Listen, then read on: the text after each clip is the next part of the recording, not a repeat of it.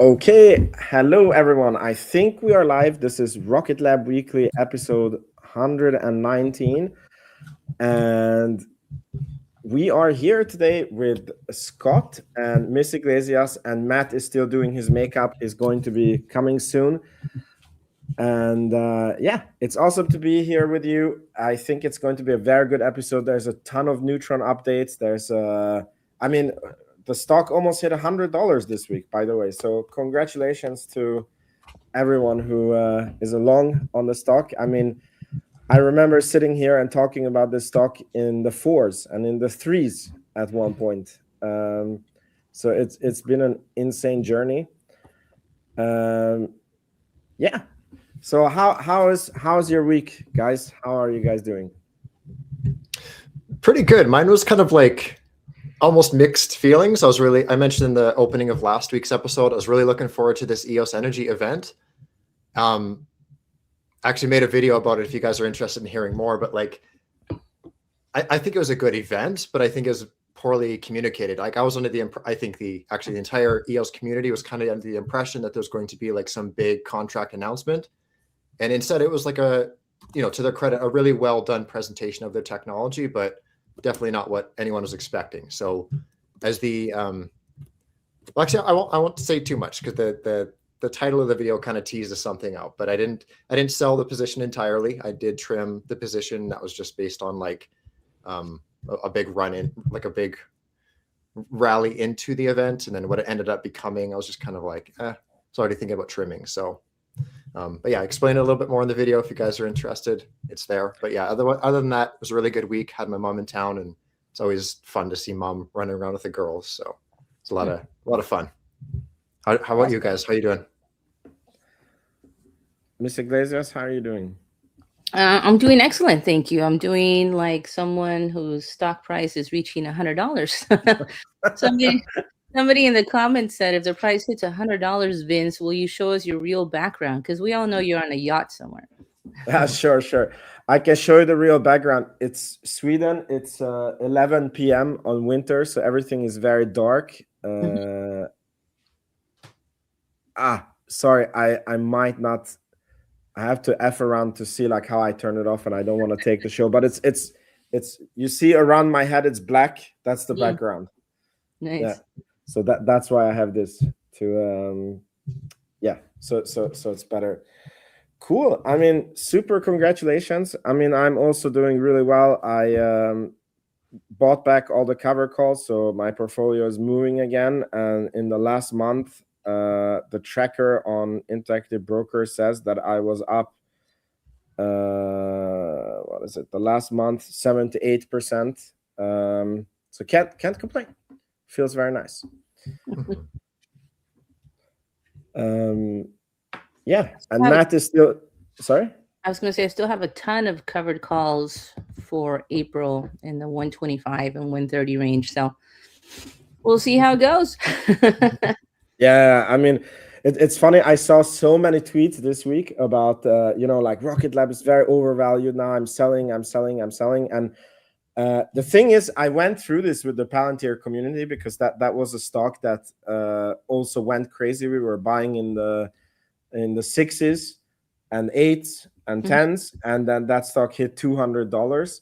And I did see that on each like when we reached $30, then like certain people were selling, and then when we reached $80, then I think Couch Investor was selling, like just to say bigger names, and many other people. I think Jeremy Financial Education was like very heavily trimming, and then it just kept going up. And what I'm trying to say with this is, like make sure you follow your own due diligence and your own financial goals. I think everybody, if you made life-changing gains and you want to make sure that it doesn't have tomorrow, then yes, probably it's smart to trim. But do it after your own due diligence, not because people are selling. And I myself have also been thinking that there should be a pullback, and I've been thinking that since $50, and we are here at $100. So I think it's a very stupid game to try to time the pullback on Rocket Lab. Yeah, I think we have a lot of potential negative catalysts coming up at the end of January. With I think Trump just started to say the T word, tariffs again this morning. We have the FOMAC meeting. We have the government shutdown looming again. So I think there's a potential for some pullback. Definitely not a bear, but there's always a potential for me to buy back those covered calls at half at half the price, hopefully. But if not, we'll see. I'll just keep rolling them if that's the case. But still intact. And I think the $100 wallet is such a psychological wall, right? I don't know why that's making so many of us so nervous. We've hit a lot of milestones, but $100 just seems so impactful. Yeah. I mean, I'll be honest with you guys. I currently don't know how to value Rocket Lab. I see the tweets that people are saying that, yeah, like on the price to sales, it's overvalued, and we ran so much and we're due for a pullback. And I'm with you. I agree. But then at the same time, when I'm looking at it, like just one constellation out of many that they might be doing might be worth more than the company is worth today. And if you look from this lens that, okay, like very soon they will have the keys to space where they have the possibility to make multiple constellations, and just one of those could be worth more than what the company is today, then I'm like, it's quite cheap from that viewpoint. And I'm kind of happy I don't have this problem of just finding out about Rocket Lab today, because it definitely would be a head scratcher. But I'm definitely not selling. Like I can see the stock being $50 in a week, and I can see it being $150. I can't tell you what's going to happen.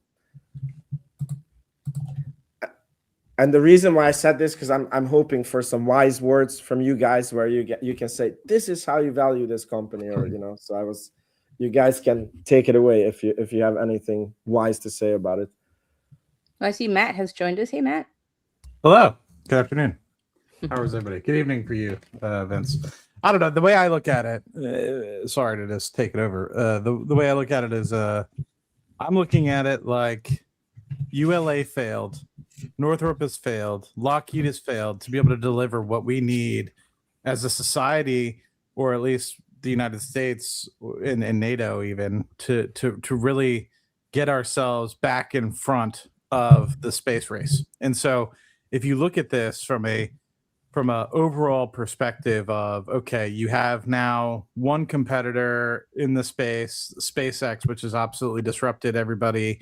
Now you have a second competitor that is executing extremely well. It is on the verge of being able to provide whatever the United States needs in terms of space, defense, what have you.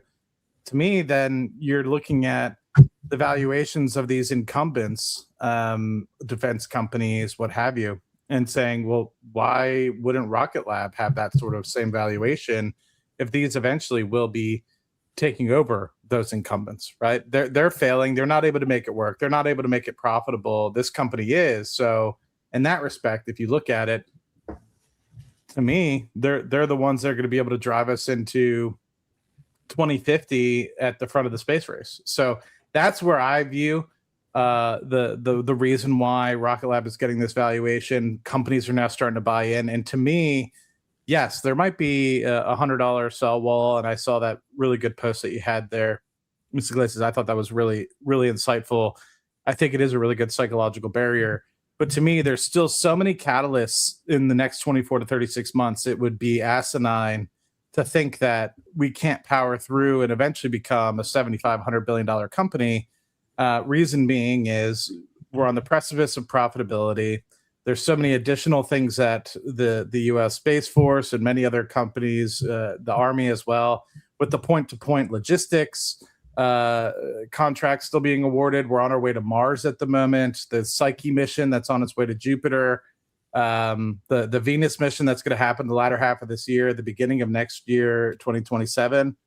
Coupled with the Space Development Agency, Golden Dome, not to mention the ops cash positive moment that we'll have later this year or early next. And then not only after that, but then having the cash flow break even of early next year or the second half of next year. And then followed after the first full quarter of profitability, the ticker then starts of 4 quarters after that eligibility for the S&P 500. So to me, it's just, if you think about that and put it all in one, there's no reason why this company couldn't, not immediately, but with all that support and institutional buying in and the removal of the incumbents in, say, the defense and space arena, to allow SpaceX and Rocket Lab to really flow into that, it could easily see this be $100 billion company before it even has to deliver its own constellation. Now that's obviously an upside sort of scenario, but as we've seen, the upside scenarios in our previous discussions have actually worked out, and it actually blown them away. So I don't think it's necessarily expensive. It really just depends on what vision you have for the long term of the company. And I always look at this like, are you buying it for 2026? Are you buying it for 2027? Or for me, I'm buying it to be a part of a company that I hope to never sell. Because at what point, what other frontier is there other than like antimatter and being able to, I don't know, create some God knows what out of that industry that makes it profitable. So I don't know. To me, this is the last frontier. Like, why wouldn't you want to be a part of this company? And it's going to be around hopefully for centuries to come and beyond my lifetime. Hopefully, my nieces, nephews, and hopefully if I have kids' lifetime, and they'll be able to own the shares and receive the dividends for decades to come. Nice. Sorry if you see me like looking around. I don't know where the hell my remote is for my desk light. So I'm looking for it. You look beautifully lit up. We know you have been working on your makeup for extra 5 minutes, so I know you want to show it off, but you look very good. Much appreciated. Cool. All right, so I think we could start off with the news of the week. So let's see what happened this week. So finally, we have had the first announcement of the first launch of 2026. It's going to be for Open Cosmos, and it's in 5 days' time. And it might feel like half of January is gone and there hasn't been any launches, and Q1 is starting slow, but Scotto thinks otherwise. So I've requested the screen to be taken over because, like, I was looking at this last night. Actually, so I'll rewind. First off, shout out to Francisco. He put something on my radar. So we'll start on Rocket Lab's own website. They recently updated the missions tab, and with that, we can see several upcoming missions. So we have the Open Cosmos mission. That is, I'm like 90% sure that was there was like a mention in the Q3 call that one of the 17 missions that were signed in that one quarter, one of them was European, and I believe that was Open Cosmos. So we have that one coming up next. We have this, again, Cased was also the Korean one mentioned that was signed in Q3. So that'll be coming up next. I'm just kind of considering how we should kind of unfold this. We'll stick with launch for now, because there's actually another section that's updated that's pretty insightful as well. So I was looking over these last night, and I'm a little unclear if these are in sequential order. They seem like they might be, with the exception of the Aspera mission. This is last that I heard, set for August. So I'm not sure if these are, but where I'm going with this is, like, we'll look at Locksat, for example. We do know the exact dates for that. So if these are in sequential order, essentially what I did is I brought these over to the tracker because you can see it a little bit better, and they're just organized just a slight bit different. So we have the Cosmos, we'll see you now, the Open Cosmos mission, January, it's the 20th if you're using UTC, which the tracker uses, in case you're wondering why the dates are different. This will be Electron number 80. And then we have Bridging the Swarm, which is that Cased one, which we assume is going to be the next one after. Side note as well, knock on wood, this will be the 40th consecutive consecutive successful launch for Electron. But then if you're looking past that, I mean, we have Locksat was at the bottom of Rocket Lab's list, and that was still, March 1st, so landing within Q1. So again, if these are in sequential order, these are all Q1 launches. So you can see 7 there, but we also don't have, I think, the full list here. So Kakushin Rising. That's with JAXA, the second one.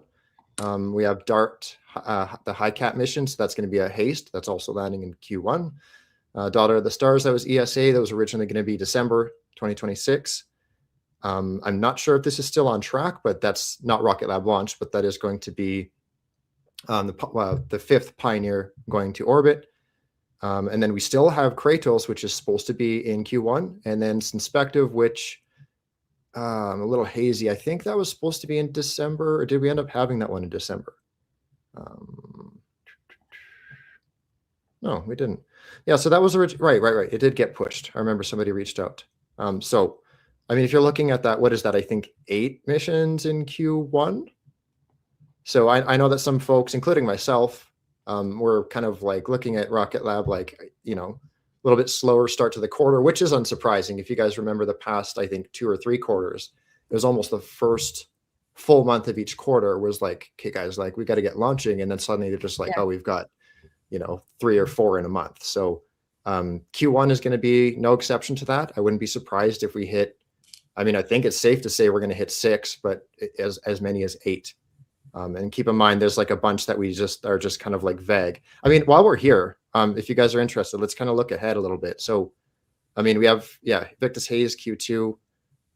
Oh, Varda, we got to talk about Varda too, and MDMA, but like just kind of doing a quick scroll. It's like all of these are just like, we know they're in 2026. Are they in Q1, Q2? To be determined, but like there are plenty of missions coming up for 2026. I'm just going to quickly pop back to the Rocket Lab website because they did also outline spacecraft upcoming missions. So looking over at my notes real quick, what did I notice? There was the first thing that was outlined is like Varda seems to be missing. I'm not sure if that means it's no longer happening or what's going on with that that 4th Pioneer for Varda, but it's just not there. Another thing that I noticed was Global Star mentioning to be from 2026. I thought that was really odd because, I mean, these buses were supposed to be delivered like, I think the tail end of 2024. And most recently, I thought these were launching in Q1, like any day kind of an idea. And now to see that they're launching from 2026, I assume they're still being split into like 2 separate launches.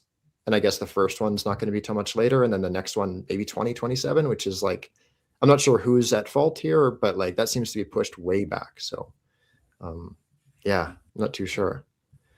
But yeah, that's it. Jacob, I see a comment. Echo Star 2, I believe that was the one that was launched, or sorry, canceled in Q3. Yeah.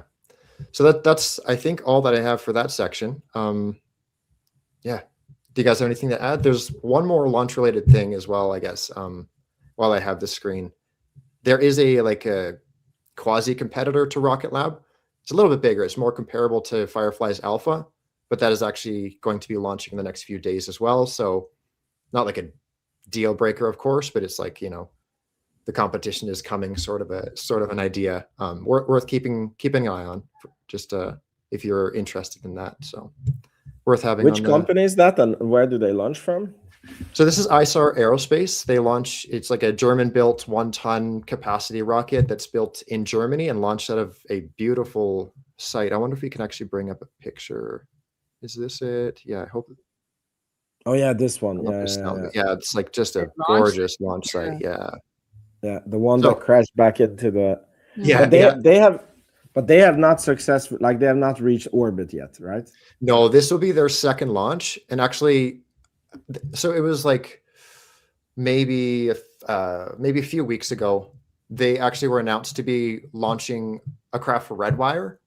And right away, I'm like, man, they haven't even had a successful launch yet. But the craft's not launching till Q4. So I'm hoping that they'll have, you know, this next launch. And then, you know, so hopefully this launch goes well. Maybe they'll get one more before the Redwire launch. But yeah, I'm definitely keeping a close eye on this one for not just for, you know, a Rocket Lab competitor, but also to see if Redwire is actually going to reach orbit later this year.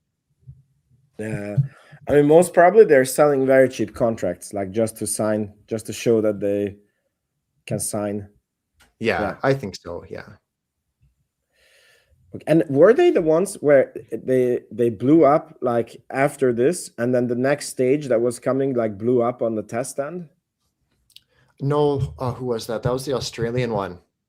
But I don't know if it blew up on this. I think the fairing just like split open. Yeah, It was like the day before launch for whatever reason that trigger went off, and like the fairing blew open and the payload was just sitting there. It was a jar of Vegemite, actually. Oh. That was the payload. So yeah, I don't know how that happened, but yeah. All right, cool.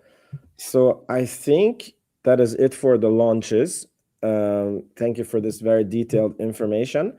So the next one is we had a visit again. It's as Matt would say, it's probably nothing. Wait, tech support. Probably nothing. Oh, yeah, because I'm sharing Scott. Okay, here we go. Yeah, so we had a visit last week by Peter Hexeth, and this week, actually a few days after, by NASA Administrator Jared Isaacman.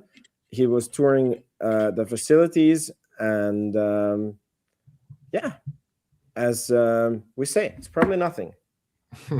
What do you guys think about this revolving door into the government and all these visits to Rocket Lab?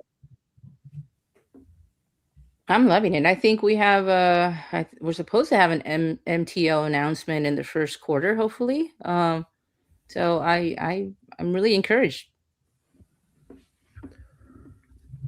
Awesome. But by the way, did you guys hear something? I think it was last week when I heard something that the MTO budget was slashed to 100 million, or was it like fake news or someone? There was an article that came out that the Republicans are trying to completely kill the Mars sample return mission, and then it was not clear from the article if it's just like future financing or even the MTO is included. And then the article said that it was like taking financing from billions down to 100 million to like continue certain vital things, but 100 million is the budget. I hadn't heard of that. No. Okay. Yeah, we can see if anybody on the comments would. Jacob said it was the MSR budget. Yeah. Yeah. Okay. Yeah, exactly. Because I was also thinking, like, I thought it was approved already, the MTO. Like, it just needs to be awarded. Yeah, I'm not 100%. But I will say it's definitely more with Jared Isaacman. I know he's a fan of Rocket Lab, so definitely higher likelihood than in the past. And I want to make sure everyone knows it's disparate from MSR, right? Very disparate, but not the same. So I think sometimes people get them intertwined. One is specifically being able to provide communications to Mars. The other one is actually physically going to Mars to collect samples. So we're talking about the former, the transport, the telecommunications. Yep. First step. The thing that I think is confusing is that like in many of the bids, like the MTO was part of the Mars sample return mission. Like some of the bids, they were like including a telecommunications orbiter with the sample return. And I think that's what makes it confusing.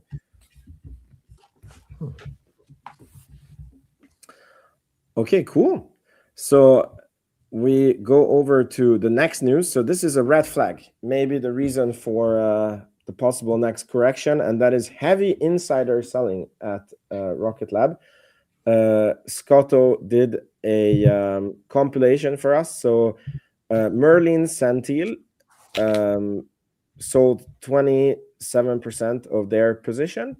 Adam Spice sold 31.8% of his position, and Frank Klein sold 7.9% of his position. So is this something that we need to be sweating at night, losing sleep over, or it's just a natural consequence when the stock 20x's that certain people need to cash a little bit out?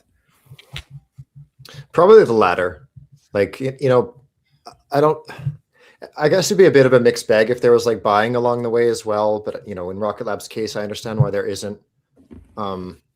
but especially myself, like I'm not going to sit here and be like, they shouldn't be selling their shares. They shouldn't be trimming their position as I'm sitting here, and I've trimmed my position several times, so I don't have too much to add it. I think it makes, I don't know if I'd say it makes sense, but it's understandable to say the least. And I'm sure, especially like, I'm not too sure about their ages, but they're a bit older than me. I'm sure they're just looking to like kind of pad things out and are thinking about legacy now that they've built something to leave behind, so yeah. I think for Adam Spice, I think last time when I checked, his shares were worth about 150 million, and I actually, maybe that's like 300 million now. Because when I checked it a few months ago and we had this insane rally, so him selling 30%, that's like maybe giving him 50 to 100 million in cash. And yeah, maybe he just needed to take some chips off the table. I have seen it with Palantir and many other companies that, as the stock price goes up, Alex Karp was selling. Heck, Sir Peter Beck sold a huge chunk of shares in the fours, which was probably a few months before the insane rally. And if he could have just waited a year, it would have been $40 million. So I think that shows that these guys are just as good as timing the market as the next guy, Yeah. Cool. We got a comment here that I know this is not financial advice, but thank you for everything, and you and everyone at Rocket Lab does. You literally are changing lives. You paid for our wedding, holding a lot too. So that's awesome. That's great to hear. Hopefully we paid for a couple of kids there also. Yeah, and I just want to iterate back. Sorry to cut that off. Of course, so love people being able to pay for some of these life experiences and things. And if you have objectives and things, of course, feel free to sell. But I want to reiterate as well that Peter Beck, the CEO of this company, was paid less than $1 million in salary last year. So when you think about these large amounts of share-based compensation coming through that are worth tens of millions of dollars, the taxes have to come from somewhere. And I think that people neglect to note that. I think that people think that CEOs are paid exorbitant amount of money, but a lot of it is through the fact of the success of the company and coming through share-based compensation. And you'd be surprised if you actually start to realize and look at CEO salaries. Yes, there's some out there that get paid exorbitant amounts, tens of 15, 20, $30 million a year. But for less than $1 million, you were able to have the genius of Sir Peter Beck and him generate likely more value for a lot of the shareholders than he actually took home in salary last year. So I just want people to keep that in mind and just always, yes, are they selling? But it's likely the fact that they have to for tax reasons. All right. Thank you, Matt. Cool. And now we're going to go to a very exciting part. I really was looking forward to this part, and that is we have a crap ton of Neutron updates. So guys, Neutron is being built right in front of our eyes. I don't know how, like, the process is extremely transparent. I don't know if Rocket Lab is happy that it's as transparent as it is, but it is what it is. We live in 2026 with lots of curious people. So the first update is testing continues at our space structure complex in Mid-River in the thrust structure.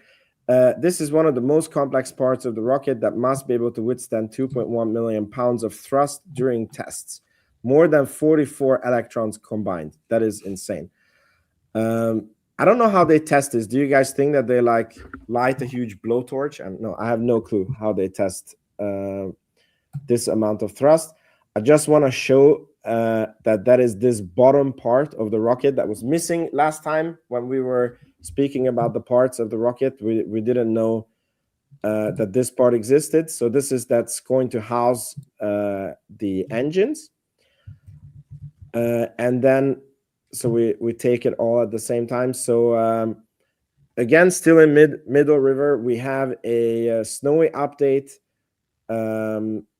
where this is I believe this part of the, I don't know, can you see my mouse? Mhm. Yeah, I believe it's this part of the rocket that we see on the picture that is undergoing some weather testing.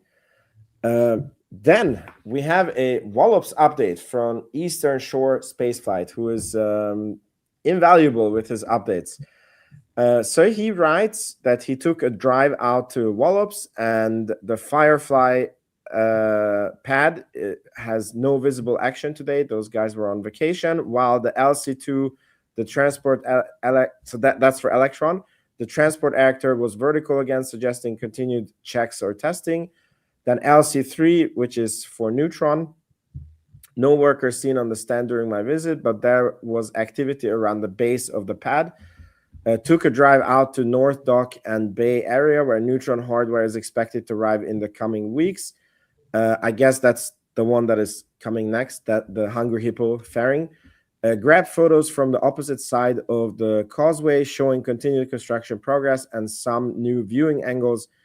Neutron integration complex. What is AI? Assembly and integration complex. I think it's, yeah. No exterior changes, but the parking lot remains packed, which usually means plenty of work happening inside as teams prep for incoming hardware. Things still feel calm on the surface, but preparations are clearly ongoing.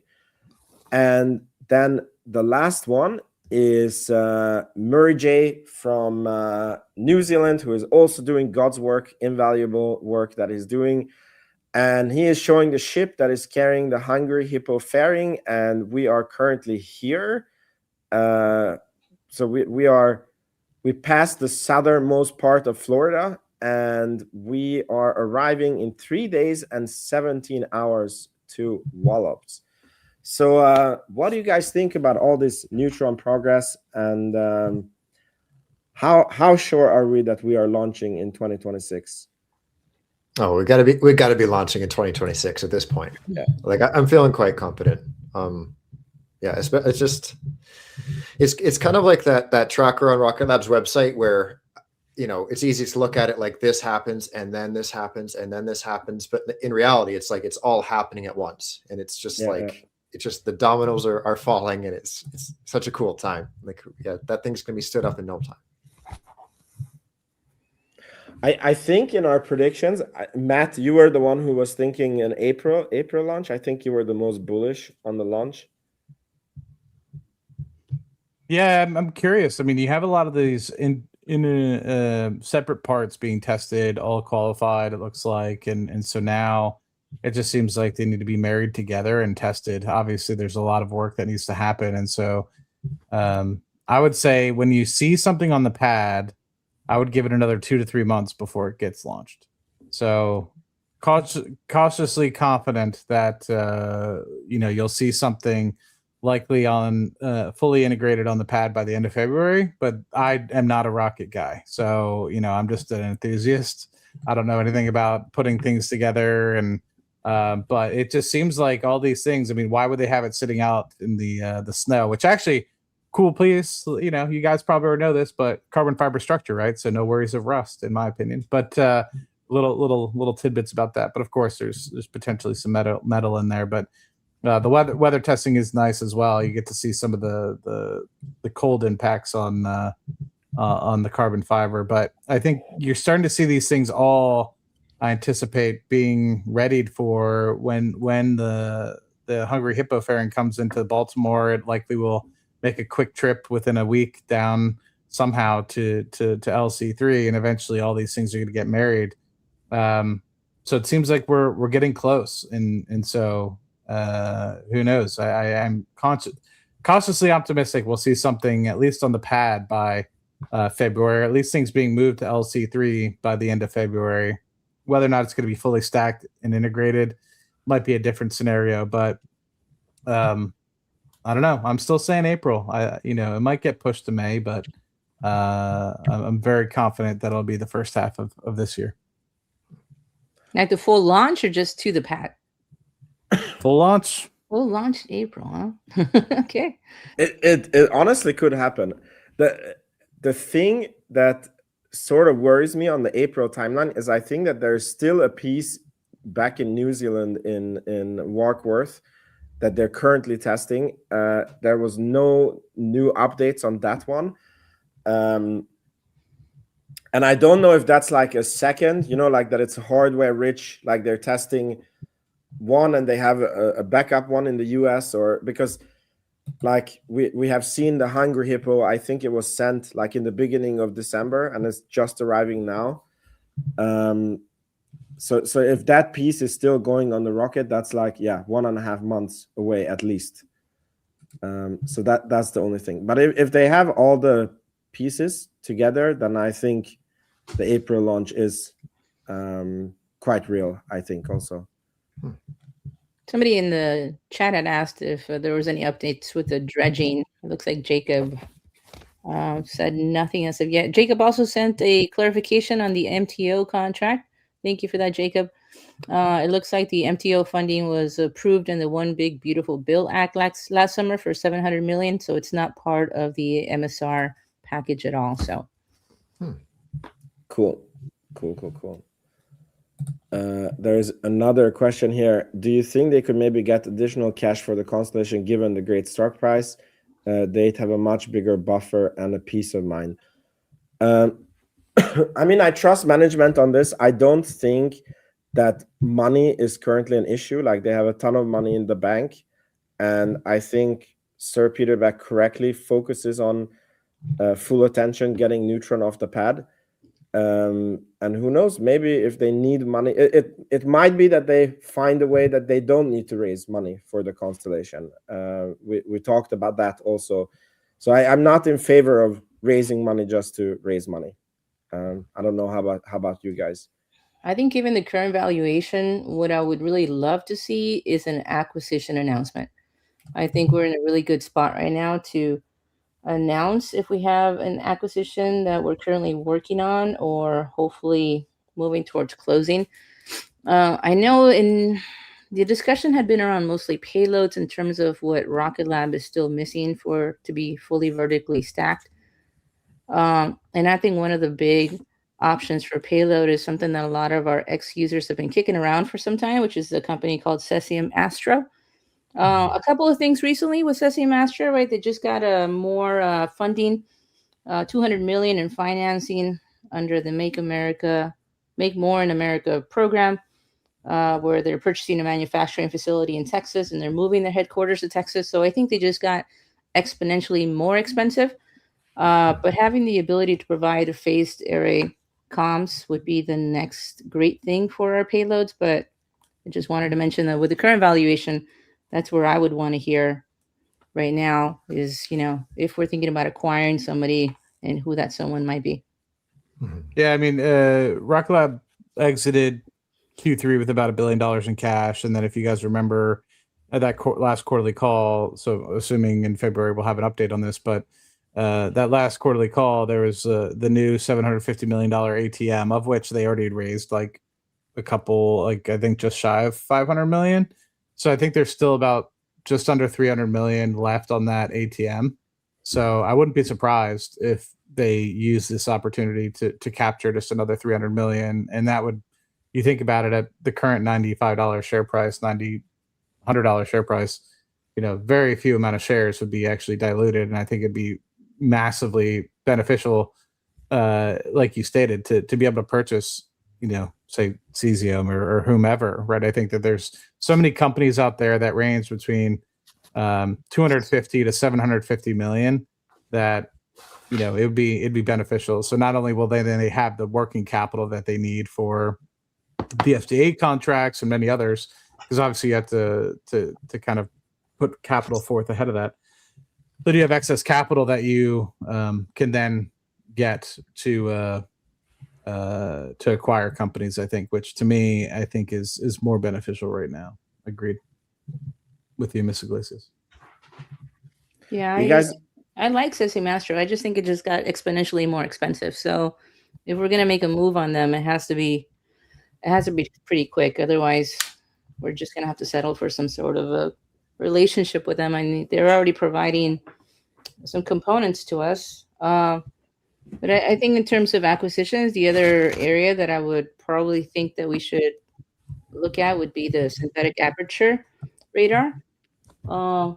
With the company that I like most, sorry, I'm trying to plug in my computer, is a company by the name of Umbra that are here out of Santa Barbara. They're still going pretty cheap. It's a private company. I think their estimated valuation is about 300 to 500 million right now. Otherwise, the other leader in SAR is Inspective, which we have a relationship with, but they're Japanese. But I would love to see some acquisition news soon. Maybe electropropulsion, something. Mhm. I have to plug in my computer. Give me a second. No problem. No problem. Also, I just want to point out that an acquisition can also be done in cash and in shares. So, like, Rocket Lab doesn't necessarily have to, like, they could acquire a 2 billion company and pay, 500 million in cash and 1.5 billion in Rocket Lab shares. I don't know if that would have to be pre-approved on a shareholder vote, or they can just. Do you guys know, like, how it's technically done? I think we had an acquisition like that before, and there wasn't a vote on there. Okay. Yeah. Okay, so we have actually Geost was like that. It was $125 million in cash and 3 million shares, so roughly $150 million of Rocket Lab stock. That was a good deal for whoever got those shares, because I think they're like 3x since then. Mm-hmm. Yeah, we're still waiting on Mynaric. I think it's been almost a year since we announced the acquisition. Was it March of last year? So Germany, what's taking so long?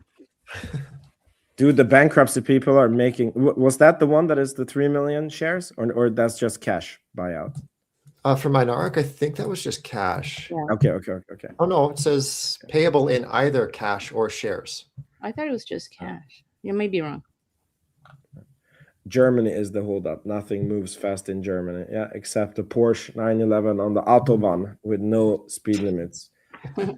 I think I've driven 240 kilometers per hour on the German Autobahn. It's pretty nice. I don't know what that is in non-scientific measurements, so you guys can. No, I'm kidding. It's probably. Scott, Canadians usually are pretty good at switching back between. No, I'm not that. I just know like 60 miles an hour is roughly 100 kilometers. So what would that be, like 100? 120, 100 and. According to Google, it's 150 miles per hour. Yeah. That's significant. How did you maintain control? You do. I mean, it was like you have no speed limit on the highway, and then it was like a 3-lane, very straight highway. And yeah. I could have gone faster if it's just the car maxed out. Oh. Yeah. Cool. All right. So we move on to the next one. By the way, it's awesome on this. I love how the community can sniff out the acquisitions before. I mean, like the Mynaric was like dead on. Scotto got plus points for that on the prediction game. Mm-hmm. So I think it's fantastic.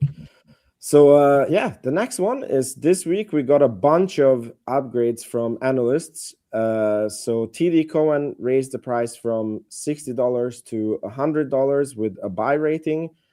Then we had Morgan Stanley raising the price to 105 from 67. And then we had Baird, I'm not sure how you say it, raised to $100.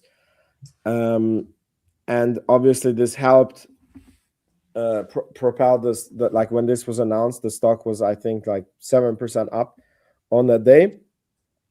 So what is your guys' opinion on this? How much should we pay attention to this? I personally never looked at analysts when I was buying Rocket Lab, and I don't care what they do, but it's just nice to see that they're increasing the price targets. I personally don't put too much weight into this, but it seems like the rest of the market certainly does. But yeah, it's, in my opinion, it's more or less just like kind of, the what's that phrase? The dog, the tail wagging the dog. Yeah. Yeah. No, the dog chasing its tail, no? I don't know, something like that. Something about a dog. I don't know. I think it looks funny when you have like overweight, buy Rocket Lab recommendation or target price is 60, and then the stock price is like at 100, and then the customers are like, which one now? Mm-hmm. So I think they have to like chase the stock a little bit, or Yeah, we also had another analyst who didn't adjust the price, but did change the rating from overweight to, I forget what it was. So in other words, break even right now. And I think you got a lot of hate on. Yeah. That's true. I actually saw it on X when it came out, and then I couldn't find it for the show. But yeah, I can't remember which one that was either. Yeah. Exactly. So not all the analysts was increasing price targets. Like one guy, I think, capped the price target and said that you shouldn't be buying Rocket Lab. You should be like holding it. Like you shouldn't sell it, but like it went lower in the, I can't remember which one that was. All right, cool. So then the next one that I wanted to cover was something that Scotto also wanted to go over himself. So Telestat has awarded Airbus Space a contract to build an additional 340 OneWeb LEO satellites. So I think OneWeb was the original Starlink. Maybe that's bad to say, but they were the ones who were trying to become Starlink first, and then they were really slow on getting their satellites up in space. And I think they either went bankrupt or came close to bankruptcy before having to reorganize the whole company. So then this brought the total number of satellites up to 440, including a batch of 100 spacecraft previously announced in December 2024. Now, what's interesting with this one is Rocket Lab has been their solar cell supplier on these satellites. So this should be a contract win for Rocket Lab, but as usual, Scotto knows the details better than any of us here. Sure, I'll grab the screen again from you, Vince.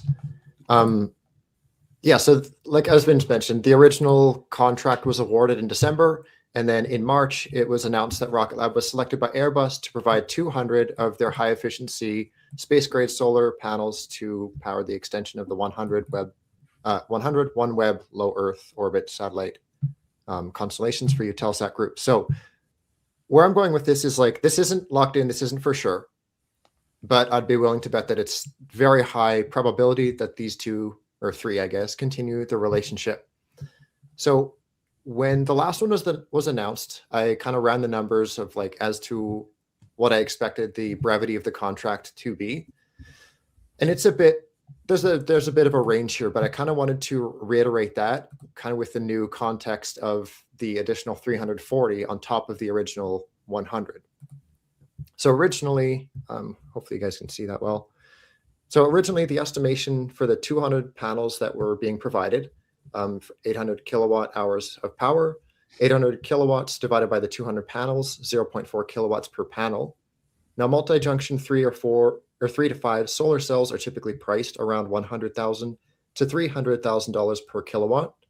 So you multiply the 0.4 kilowatt hours per panel, multiplying that by the 100,000 or the 300,000. Again, it's quite a range, but it's, you know, it's directionally accurate at least. So we're looking between 40,000 to 120,000 per panel, or for that first contract, multiplying it by the 200 panels, we're estimated somewhere between 8 to 24 million for the total contract value.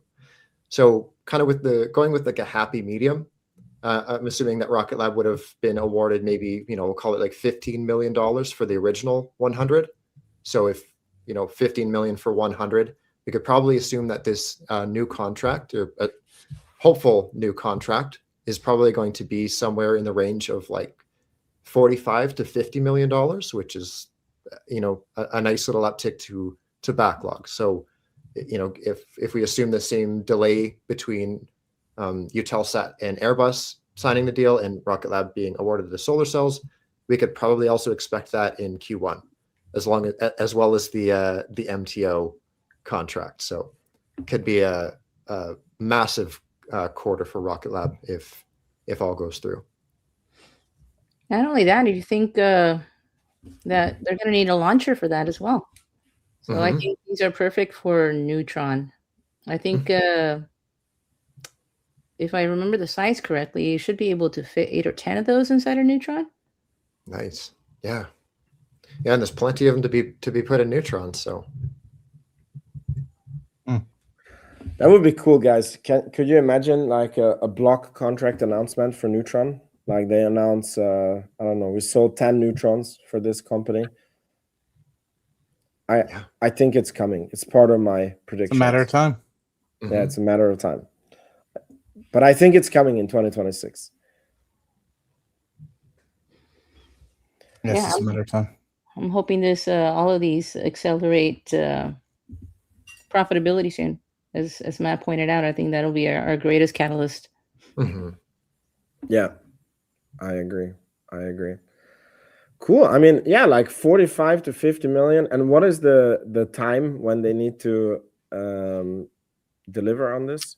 I'm not sure if they said. No, I don't think it was mentioned.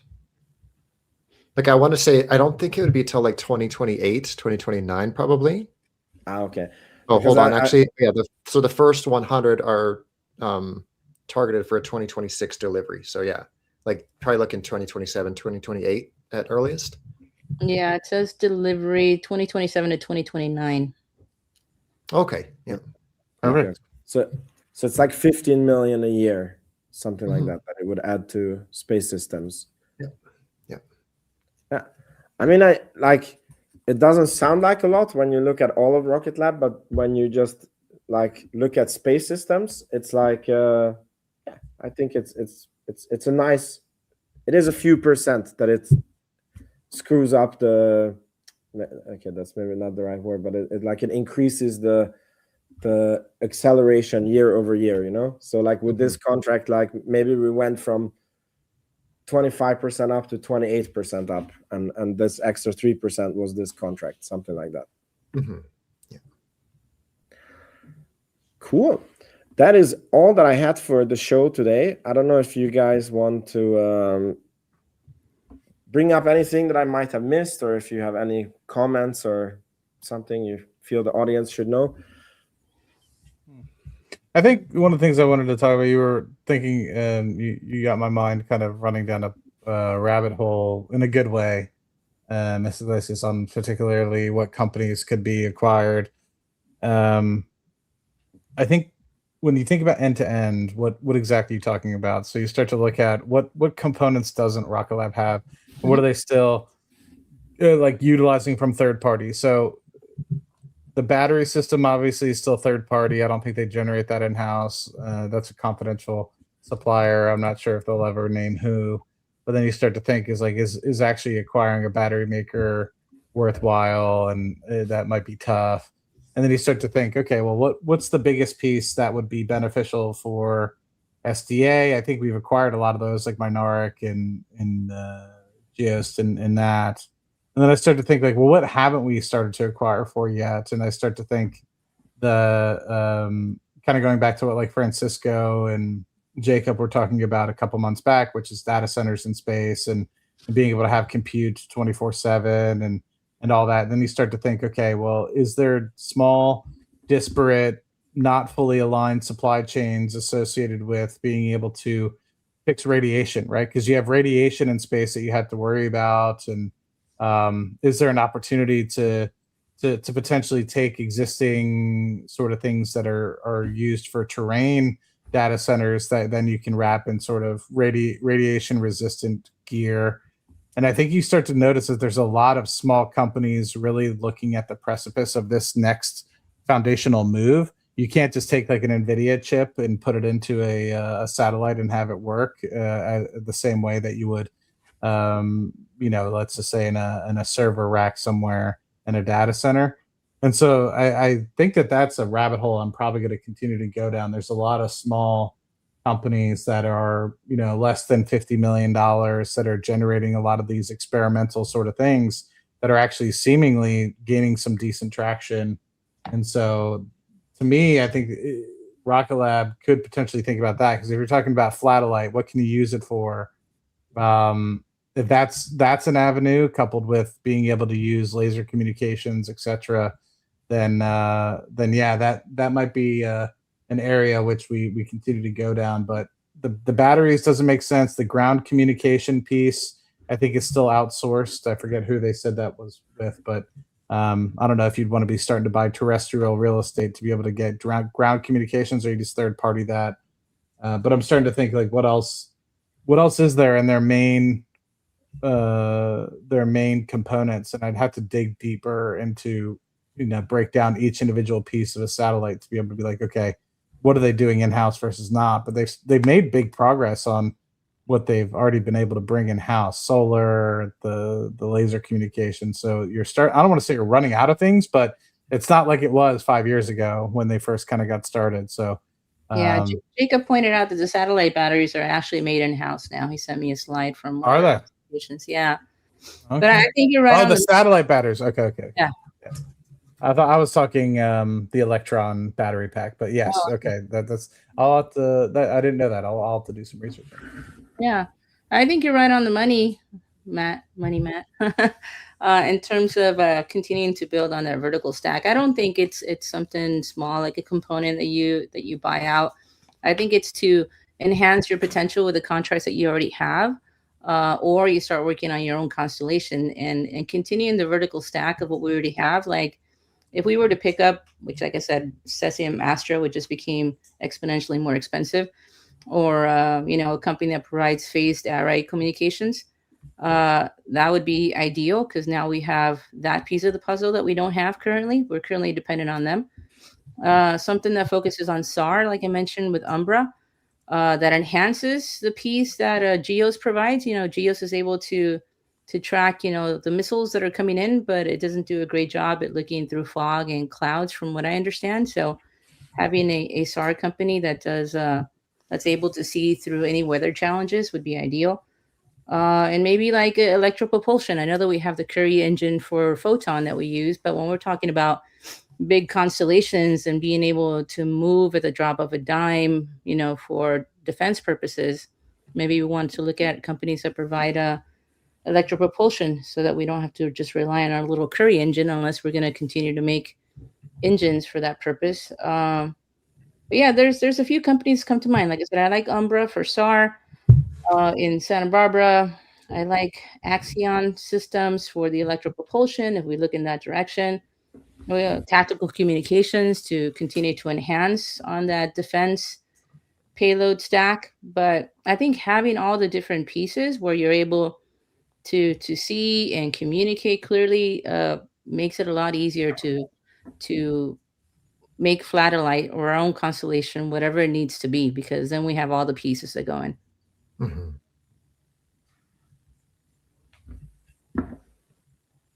Awesome. Before we sign off too, guys, I was adding the community votes to the 2026 predictions, and there were a few that were like for example, I kind of had to go like, for when Neutron launches, I put like 2 months. So for this example, like June and July were tied, and I want to tighten those up for the to make the answers a little bit tighter. So there's going to be a few more of those predictions that are going to be re-polled. That's intentional. It's just to kind of like tighten those ranges. For example, we have like Rocket Lab share price between 100 and 150. So I want to make it like, just tighter answers, if that makes sense. So I'll be posting those after the episode, just in case you guys are wondering, like, why are you redoing that? That's why, just so we can update that. Also, we need to get Dave on the show. We had him last week. We forgot to add him into the predictions. So we'll have to do that next time. Dave. Hot Dave. Yeah. Okay, cool. Awesome. Well, thank you everybody for coming. It was amazing as usual. And may your sky stay blue and your stock stay green, especially Rocket Lab. Although a pullback can come at any time. But yeah, but then if a pullback comes, you know what to do. So exactly. So thank you again, and I'll see you everyone next week. By the way, Monday there's no trading, right? Oh no. Correct. Yeah.